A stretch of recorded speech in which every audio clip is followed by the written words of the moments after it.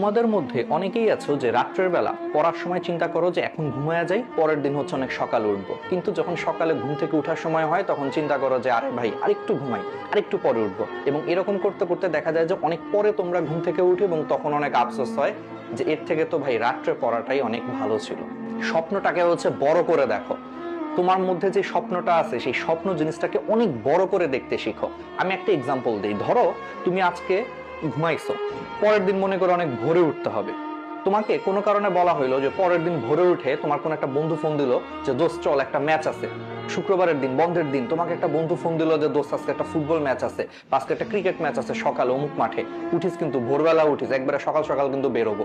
তখন দেখা যাবে কি যে তোমার কিসের ঘুম কিসের কি, তোমার মধ্যে অটোমেটিক একটা এনার্জি চলে আসছে যে আরে ধুর, ঘুম তো পরে, ঘুম তো আরো অনেক ঘুমানো যাবে, কিন্তু এই খেলাধুলার সুযোগটা কি জীবনে আসবে? তাহলে তুমি চিন্তা করো, তখন তোমার ঘুম ধরে না। কেন ধরে না?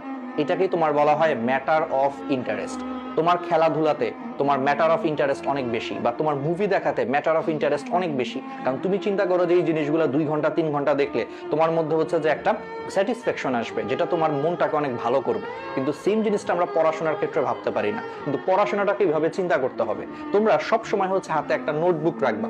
হাতে একটা নোটবুক রেখে তোমরা সেই নোটবুকটাতে সব সময় হচ্ছে তোমরা সেই নোটবুকটাকে লিখে রাখবা যে আমি হচ্ছে 2022 সালে গোল সেট করবা যে এই কাজটা করব, 2023 সালে হচ্ছে যে আমি অমুক জায়গায় চান্স পাবো, 2024 সালে আমি এটা করব, 2030 সালে হচ্ছে ঢাকা শহরে একটা ফ্ল্যাট কিনবো। এরকম অনেকগুলো তুমি তোমার স্বপ্ন লিখে রাখবা যে, এবং এই সবগুলা স্বপ্ন সত্যি হবে পড়াশোনার মাধ্যমে। তখন দেখবা তুমি পড়াশোনার মানে খুঁজে পাবা, তোমার কাছে স্বপ্নটা হচ্ছে অনেক বড় মনে হবে। তখন তোমার সকালবেলা যখন ঘুম ভাঙবে না, বা রাত্রেবেলা যখন অল্প পরেই ঘুম ঘুম ধরতেছে, তখন নিজের ভিতর থেকে বলে উঠবে আরে ভাই তুই কি করতেছিস, তোর না 2023 সালের মধ্যে এটা করার কথা, তোর না 2030 সালের মধ্যে এটা করার কথা। এটা করতে গেলে তুই ভাই এখন জাগ, এখন পর, দেখবো অটোমেটিক নিজের ভিতরে হচ্ছে এটা আগুন জ্বলে উঠতেছে এবং তোমার ঘুম কিন্তু চলে গেছে। তোমার হাতে 5 সেকেন্ড সময় আছে। ধরো তুমি আজকে অ্যালার্ম দিছো যে তুমি ঠিক ভোর 6টায় উঠবা, ভোর 5টায় উঠবা। হয় কি যে অ্যালার্মে হচ্ছে আমাদের ঘুম ভাঙে, কিন্তু ঘুম ভাঙার পর মনে হয় যে ভাই আজকে আর পারবো না, থাক আরেকটু ঘুমাই। এটা মনে করে 5 সেকেন্ডের মধ্যে হচ্ছে আমরা অ্যালার্মটাকে অফ করে দেই। আর সেই 5 সেকেন্ডের জায়গায় দেখা যায় যে পরবর্তীতে আমাদের আরো 2 ঘন্টা 3 ঘন্টা ঘুমায় আমরা কিন্তু সেই দেরিতে উঠি। এই জন্য সবসময় মনে রাখবা তোমার হাতে ডিসিশন নেওয়ার জন্য মাত্র 5 সেকেন্ড আছে। যখন তোমার অ্যালার্ম বাজবে, ঘুম ভাঙছে, তুমি যদি 5 সেকেন্ডের মধ্যে নিজেকে বিছানা থেকে তুলতে না পারো, তুমি আসলে ঘুম থেকে উঠতে পারবা না। তোমার 5 সেকেন্ড পরেই শয়তান তোমার ভিতরে প্ররোচনা দিবে যে ভাই তুই আরো ঘুমা, আরেকটু ঘুমা, আরেকটু ঘুমা, আর 10 মিনিট ঘুমা, সমস্যা কি, 10 মিনিট পরে উঠিস।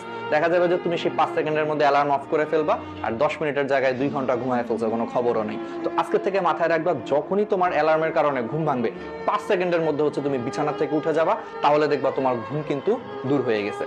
আমাদের মধ্যে অনেকেরই বাজে অভ্যাস আছে, রাত জেগে জেগে হচ্ছে ফেসবুকিং, ইউটিউবিং করি, বা মেসেঞ্জারে হচ্ছে যে চ্যাট করি, হোয়াটসঅ্যাপে চ্যাট করি।